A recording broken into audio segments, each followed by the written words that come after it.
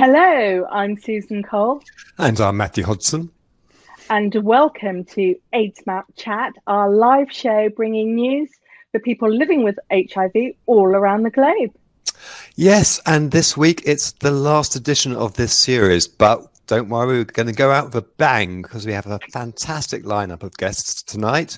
Unfortunately, we were going to have Mugacevic on tonight's show, but she's unfortunately come down. She's not well, so she's not unable to join us. But we have the incredible chair of the British HIV Association, inveterate crowd surfer, fashion icon, and karaoke queen, Dr. Laura Waters, is joining us. We also have what was he? He's like the rebel of HIV activism, I guess. Josh Robbins. He's joining us from Nashville. And we have the wonderful Dr. Oni Blackstock. She's coming back to the show. She's one of our favorite guests and can't wait to talk to her. Fantastic. So how has this week been for you, Matthew?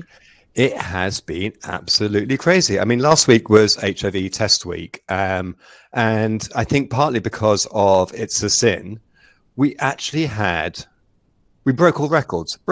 I mean, the previous record for the number of tests ordered in a single day was about 2,000, just over 2,000. On one day alone last week, over 8,000 tests were ordered.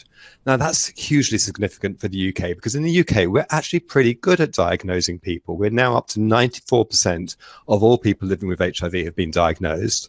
And 98% of those are on treatment, and 97% of those are undetectable, which means that 95% of all people who are diagnosed are undetectable and therefore can't pass it on sexually, or 90 or 89% of all people living with HIV are undetectable.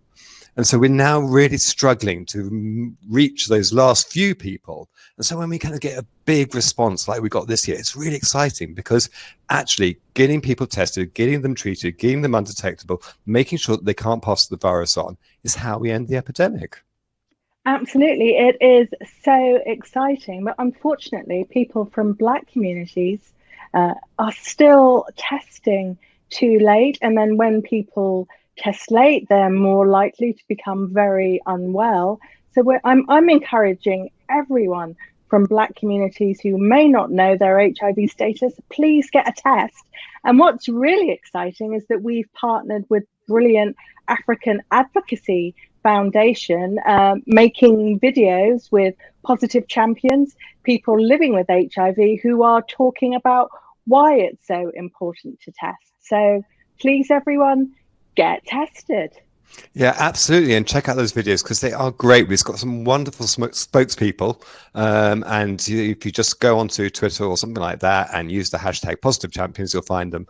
It's really important. And it's really empowering, I think, hearing people living with HIV talking about actually how it's been a good thing for them, that they're really glad that they know. Absolutely. Shall we get our first guest on? Let's. You going to do the segue? Well, here she is. Well, one of my heroes, Dr. Oni Blackstock. So it's so wonderful to have you back on again. Thanks so much, Susan and Matthew. I feel like I'm back with family, so it's good to see you both. It's so wonderful. So, Oni, I understand that Black Americans are receiving the HIV vaccine at a dramatically lower rate than white HIV people. vaccine, Susan? COVID vaccine. COVID. We have no HIV vaccine. I knew what you meant. COVID vaccine. Why is that? Yeah, so thanks again for having me on. So this has been an issue. We saw, from the beginning of the pandemic that Black people and other people of color were being more likely to have infection with the virus that causes COVID-19, more likely to die, and then, having challenges with getting testing, et cetera. And so the issue with the vaccine rollout, it's been the same in terms of seeing the same inequities that have persisted and existed, continuing on. Some of the reasons that the rate of vaccination for COVID-19 among Black people has been low, a lot of it is really rooted in systemic racism and what that means for access to vaccination. So, for instance, here in New York City, people need to be able to have, access to the internet, to be able to, navigate the internet, to be able to make appointments, for instance, to make the vaccine. If you don't have internet access or you don't know how to navigate the internet, that will be challenging for you. And we do know there's a huge digital divide here in the United States, where Black people may have less access to the internet and less or lower digital literacy. We also know that just having the sites located in Black neighborhoods, it's important, it's necessary, but it's not sufficient, because we need to have trusted, credible messengers who are talking to people about the vaccine. There's a lot of concern around the safety of the vaccine among Black people here in the United States, a lot of it attributed to historic and present day racism. So we need to basically have trusted messengers from the community talking to folks about the vaccine, addressing concerns and worries. So all that together is what's needed to ensure that Black people are not left out of the rollout, the vaccine rollout. Fantastic. And are you seeing those inequities in HIV treatment in the States? Yeah, right. So, the inequities that we see in COVID-19 are not unique to COVID-19. We see them across all medical conditions. In particular with HIV, I would say I can't think of one medical condition that has such a disproportionate impact. So when we look at, new diagnoses, for instance, among people here in New York City, new diagnoses of HIV, about 80% of new diagnoses among men, that includes both transgender and cisgender men, 80% are among Black and brown men. When we look at diagnoses among cisgender and transgender women, again, 90% of the women are Black and Latina. So we just see these really stark inequities, and so much of it is driven by structural issues like systemic racism, which then impacts people's ability to access care and to be able to really take care of themselves. In the UK this month, it's LGBT History Month, and I know that in the US, it's Black History Month. For some reason, we swap them around, because we have our Black History Month in October, and I think you have your LGBT History Month in October. So, I don't know why that is. But do you think that kind of these events, do you think they really help kind of challenge continuing inequalities? So I think what we're seeing, you mentioned it being LGBTQ months and Black History Month. We are seeing, for instance, queer people of color being even more disproportionately impacted by this COVID-19 pandemic. We're seeing Black, brown, queer folks, losing their jobs at higher rate, losing their housing at higher rates. And so we see these intersecting oppressions really having a disproportionate impact on people of color who are queer. Fortunately, we have lots of wonderful grassroots organizations here in New York City to support folks, but that's really not enough. We definitely need the government to provide more support around, employment opportunities, financial assistance, and access to care. Brilliant. Oni, it's always so great to see you. So fantastic to have you on the show. Thank you so very much for joining us. Thank you so much, Matthew and Susan. Take care and stay safe. You too. Thanks, Oni. Bye. There's a story I really want to talk about, because sometimes we get one of those stories and it's kind of really exciting and interesting and just a bit odd, actually. So any story which is involving cure, HIV cure, I think kind of gets people excited, because it's something we've all been longing for the last 30, 40 years. And there is a case which we've just reported on aidsmap. It's called, we refer to it as the Buenos Aires patient, because she hasn't actually come out as who it actually is. But it's a woman who lives in Argentina. Now, she stopped her HIV treatment in 2007 because she was having pretty bad side effects. But she's not actually experienced a viral rebound since then. And she no longer has HIV antibodies. And that's really unusual, but there is still evidence of some HIV DNA at very low levels. Now, it's kind of impossible to know what this story really means, other than that remission can be achieved, but it doesn't really tell us how. Whenever these stories happen, it gets people very excited, and it actually opens up new avenues for exploration. But it doesn't mean to say that there's a cure or a treatment which is going to be an effective cure anytime soon. But it just always gives us a bit of hope. And I think, in these times, hope is always a valuable commodity to have. So that story out on AIDSmap. Go to AIDSmap. Great site. Yes. Well, shall we bring on our next guest? Oh, do let's, because it's Laura. Hello, Laura. Hi there. Hello, Susan, and hello, Matthew. How are you both? I'm really well. How are you? Oh, good. I'm good. Yes, good. And best earrings ever. Polymer clay, very lightweight. Look at the Miss Anita on Instagram, independent business. Yes, thank you. Because I'm fairly recent on Instagram, and of course, one of the accounts I followed straight away was Laura, and her fashion on Instagram is just on point. I mean, like every day she's serving looks. It's which I'm not going to talk to you about now, because there's other stuff which is going on, and you are also the chair of the British HIV Association, which is pretty darn impressive.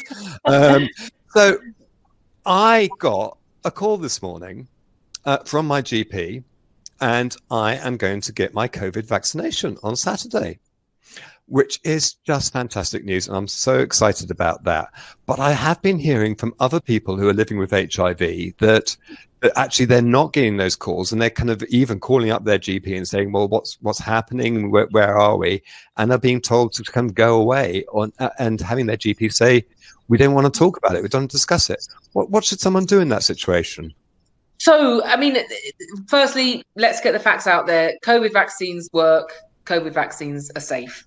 Now, the way it's being rolled out is through GPs. So the first reason someone may not have heard is if they're not registered with a GP. Now, clearly, and we've heard about inequalities in access to healthcare already, that does leave people, potentially more vulnerable people, not covered. And there is a lot of lobbying going on right now to get the government to support access to the vaccine for people who may not be registered with GPs, may not have certain immigration status, and all of those vulnerable situations. The vaccines are being rolled out based on priority. So there's a different priority group based on age, occupation, and other medical conditions. So everyone with HIV sits in 6, which probably isn't going to be reached till about Easter, last time I heard. But some people will sit in a higher priority group based on other conditions or results, or it's going to vary from one individual to the next. The other thing to reassure people, though, if they've not heard and you think you're in a higher priority group and priority group 4 are being vaccinated round about now, is it's varying a lot from one geographical region to another. So some parts of the country are quite ahead. Other parts of the country are still focusing on the very high risk people in priority groups 1 to 3. So they will reach you. Now, ultimately, the idea is we hope very much we may be able to deliver vaccines in HIV clinics, certainly for people who may not otherwise be able to access them. There will be other options available soon, but for now it's a question of waiting. Now, if your GP doesn't know your HIV status, then they're not going to know to prioritise you. So perhaps if you haven't had the confidence to let your GP know, maybe this is the lever you might need to share your status with your GP, because then you will get the vaccine earlier than you would otherwise. Fantastic. So you mentioned about the possibility of vaccination maybe being rolled out via HIV clinics. I mean, how likely is it that's going to happen? That's really hard to say, because if I say I'm confident, then it's not going to happen. It's really hard. But undoubtedly, they're going to have to look at different ways of offering vaccine, because otherwise they will miss out significant populations, particularly populations who may be at higher risk. So, fair enough, they're getting things up and running. They have done a great job so far, and they will start focusing on that. And as soon as we know, of course, we'll update that on the Beaver website, share that with all other organisations, including you guys, and hopefully that's something we could roll out fairly soon. Fantastic. And are you confident that COVID vaccines are safe for people living with HIV. So, for instance, someone that may have like a back of ear hypersensitivity, for instance. Absolutely, it's a good question, and questions have been raised for people who've had allergies to drugs, including for people living with HIV, the drug Abacavir. There is no evidence that having an allergy to other drugs is going to make you more likely to have an allergic reaction. The exception is some people who've had very, very severe forms of allergy. There are some cautions, but that's very well managed by the people who are rolling the vaccines out. They absolutely are considered safe. Now, the data in people with HIV is quite limited, but where we have seen data in people with HIV, it appears to be just as safe. The type of vaccines being given are not the type of vaccines where we would expect a safety difference. They're not live vaccines, therefore they should be safe. The only theoretical concern, and again, there's no evidence or strong evidence to back this up at the moment, the small concern would be people with HIV, even if it's well controlled on treatment, may not produce quite as strong a response to the vaccine. However, even if you produce a slightly less strong response, meaning the antibodies that your body makes might be at lower levels, that could still be enough to protect you. So this is more hypothetical. It's unlikely to be clinically important. And hey, it looks like most of the population will need a booster at some point due to some of the new variants. And maybe some people with HIV will need an extra booster, but that shouldn't stop people getting the vaccine now. And as we learn more, we'll adapt what we're doing as we go along. So when you said people with HIV may need an extra booster, I mean, as in more than people who are not living with HIV? Possibly. I mean, I think it's unlikely. I mean, certainly at the moment, and has been in the general media as well, there's some discussion that everyone's going to need another dose at some point towards the end of this year to cover some of the emerging variants. And it is possible that some people, particularly with lower CD4 counts or who haven't responded well, could need an extra booster. We don't know. It may well be unlikely. But the key thing is it is safe to have a vaccine now. We know that they work, and we'll monitor responses very, very carefully and make sure anybody who might need an extra bit of help with a booster dose will get that in the future. And is there any indication that vaccines could help prevent transmission of COVID? Yeah, so this has been a story that they're not preventing transmission, and you know, ultimately it's always quite hard to know. But the key thing is that they are reducing the amount of time people have detectable virus. So the vaccines, firstly, the vaccines were designed to stop people getting really sick and to stop people dying, and they do. They also reduce mild disease, but they also reduce, so in the studies for the Oxford vaccine and the Moderna vaccine, anyone in the study had swabs like every week to check and see if there's any virus detectable. And there was a dramatic reduction in the people with detectable virus. Therefore, it's exceptionally highly likely that the risk of transmission was lower as well. If there were fewer people with the virus, then there would be less transmission. So actually, if you look at the data, we're confident that transmission will be impacted. But let's remember the key thing is they are stopping people getting sick and they are stopping people dying from COVID. Fantastic. Thank you so much, Laura. So great to have you on the show. Always lovely to see you both, and I shall see you soon. I'll make sure I post something suitably fabulous for you tomorrow, Matthew. I am on tenterhooks waiting for it.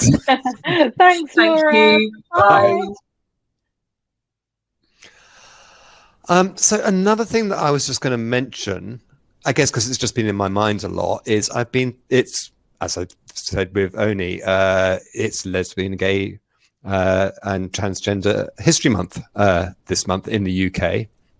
And I think perhaps because of It's a Sin and that kind of 80s thing that we've been looking at, Section 28 has been a lot in my mind. And obviously that was a piece of legislation which was introduced in 1988. And it was the first piece of anti-gay legislation which had been introduced for, I think, a century. And although it was about LGBT, it was clearly prompted by HIV, because it was this weird conception that if we just stopped talking about LGBT, that fewer people would become LGBT, and they could say, oh, well, this is a good thing because being gay is associated with disease and death. And although this piece of legislation was designed to silence us, designed to erase us, in fact, what it did was it got our communities more active, more organized, more involved, out of it came Stonewall, out of it came outrage, a lot of that kind of direct action. And as a result, eventually, not only was Section 28 overturned, but we equalized the age of consent. We passed the Provision of Goods and Services Act in the UK, which means that LGBT people could no longer be denied hotel accommodation, for example, or service in a shop. And in fact, we have now pretty much done all of the legal challenges which were facing LGBT people.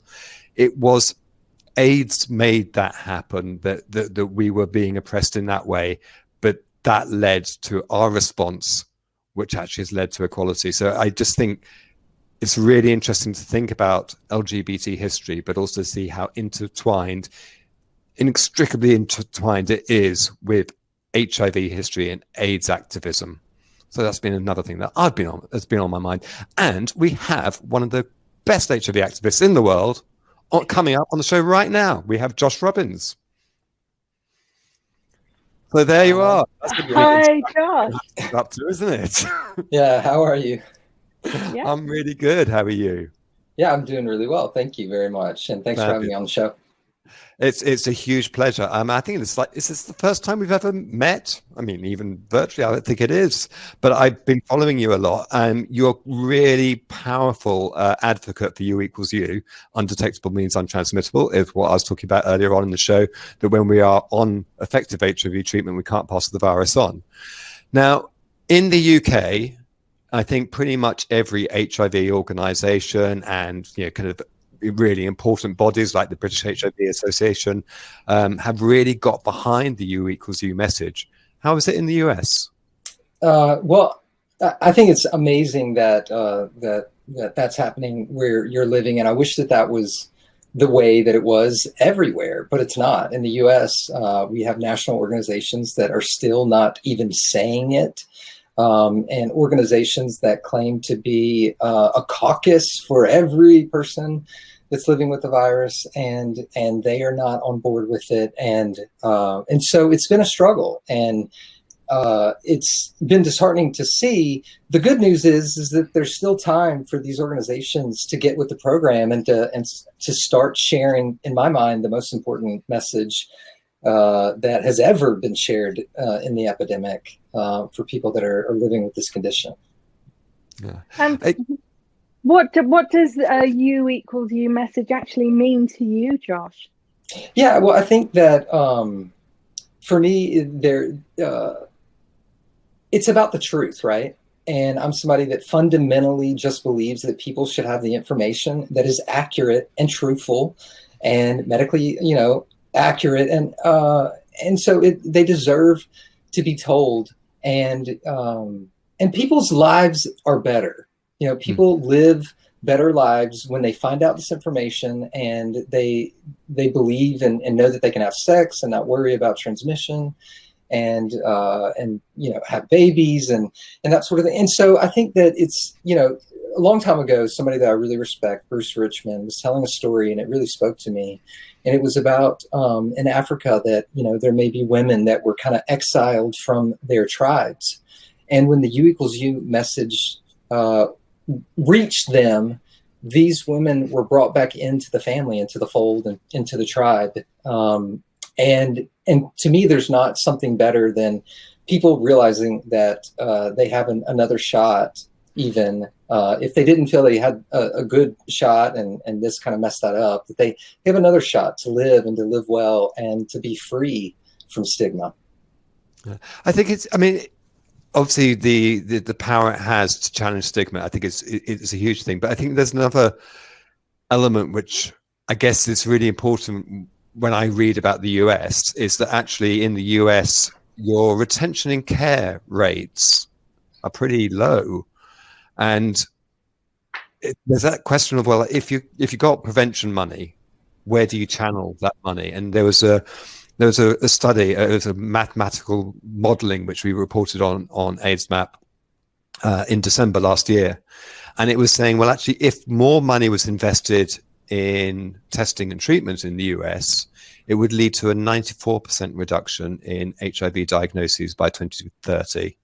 And so I think that there's that element of U equals U isn't just about making people like us feel slightly happier because we know we're secure that we're not going to pass the virus on to our sexual partners, but it's also about ending the epidemic. And that's so crucial, isn't it? Yeah, no, I mean, absolutely. Let me just first let you know, I was terrible in math. Okay. And the public, like all these studies, all the brilliance that was on before me, I was like, let me count my fingers and toes. Of course. I mean, that just goes without saying that when you have people that aren't able to, that transmit less virus, then there's going to, be less infection or new infections. And so, or that mathematically that's how it's supposed to happen. So, yeah, but what I focus on is the people that are living with this condition being able to live without fear, live without stigma, and live really well and whole lives. And that is what we're wanting in the U.S. to happen. And so, calling out organizations, I'm not a renegade. Maybe I am. I don't know. I don't mean to be.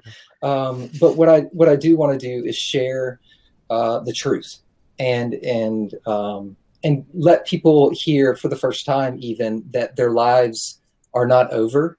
And we need national organizations that get big money and big checks from the federal government to share that message. Absolutely. It's really vital. Just one last question. Am I right? Have you just got married? Is that correct? Yes. Yeah, I did. Congratulations. Thank you very much. Yeah. No, it was, I got married in December, and it was a very small, ceremony, but my partner, Jeffrey, is amazing. And so I'm really excited. Oh, wonderful. Well, yeah, all happiness to you and Jeffrey. Yeah. Brilliant. Well, thank you so much for coming on, Josh. It's been an absolute pleasure to have you. Thank you, Susan. And Matthew, see, I wasn't that bad. I stayed I thought you were going to be cussing and blinding the whole way through it. But, I don't even cuss. We'll save that for the after show. There you go. All right. Thanks for having me. Thanks very much, Josh. You take care. Stay safe. Gosh, that's it. It's the end. It's not only the end of this show, it's the end of the season. I know, that's so sad. What's the season meant for you, Susan? Oh my goodness, there's been so much, but I mean, a theme that's really resonated for me has just been the fact that COVID has really shone a light on the existing health inequalities that have been blighting the lives of people of colour for years. So these are things that have always been there, but it just seems to be so much worse at this time through COVID. So that's one of the issues that's come up a lot. Also, the issue just in terms of the inequity where it comes to the distribution of COVID vaccines. It's absolutely shocking. None of us will be safe until all of us are safe. So we really do need to address that. But another thing that's really struck me with this series is just that all the really exciting innovations that are coming about, in terms of injectable HIV treatment, injectable PrEP, and the fact that the WHO are recommending, vaginal rings to prevent HIV, and now very soon, hopefully, they will also be able to prevent pregnancy. So a two-in-one technology. So it's incredibly exciting, and all of these things, you can read about them on this incredible website, aidsmap. That's a really good website. That I'm glad. I'm going to check it out as soon as the show's over. I think it's so has been really the health inequalities and the spotlight that COVID has shone on health inequalities. I think it's been an eye opener, and that we've had so much discussion over the last year, new discussion about some of these inequalities, which have been, they've been persistent. But it feels like it's a moment. It feels like it's a moment where we say, enough, we need to tackle these now. And, like I was talking earlier on about Section 28 and how it actually galvanized the community. I hope that something good comes out of it. I hope that this discussion about health inequalities actually manages to move things forward, and we actually deal with them and address these issues properly as they should have been addressed decades ago. But yeah. Can't argue with that. Oh, but you want. All right, that's it. That's the end of the show.